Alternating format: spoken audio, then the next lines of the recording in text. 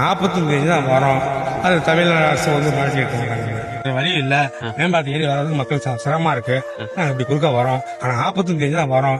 அது தமிழ்நாடு அரசு வந்து மாற்றி இருக்க மாட்டாங்க. உள்ள தனியா கிடக்குது. இதுக்குள்ளார நாங்க எப்படி நடந்து போறது? நாங்க இதுக்குள்ளார நாங்க இப்படிதான் தாண்டி தான் போய்கிட்டு இருக்கோம். எனக்கு இப்ப டைம் ஆயிடுச்சு, எங்களுக்கு வேலைக்கு போறோம். வேற வழி இல்ல.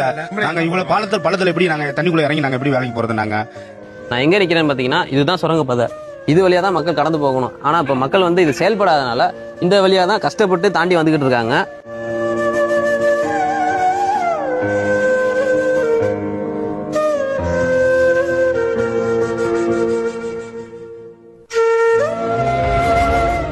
அது கொஞ்சம் சரி பண்ணா நல்லா தான் இருக்கும். இதுல ஃபுல்லாவே சாக்கடை தண்ணி தான் நிக்குது. எங்களுக்கு வந்து இது யூஸ் பண்ணவே முடியல. சரி பண்ணி கொடுத்தா ஓகே. டெய்லி இதில் அது குடிஞ்சு நாங்கள் டெய்லி இதில் தான் போயிட்டு இருக்கோம். ரொம்ப ஆபத்தான முறையில் தான் அந்த ரயில்வே கேட்டை வந்து தாண்டி வந்துட்டு இருக்காங்க. மக்கள்லாம் வந்து இதை தாண்டி வரதுக்கே ரொம்ப சிரமம் போறாங்க. எந்த டைமில் வந்து ட்ரெயின் வருதுன்னே தெரியல. ஸ்கூல் மாணவ மாணவிகள், வேலைக்கு போறவங்க எல்லாமே இதை தான் கடந்து போறாங்க.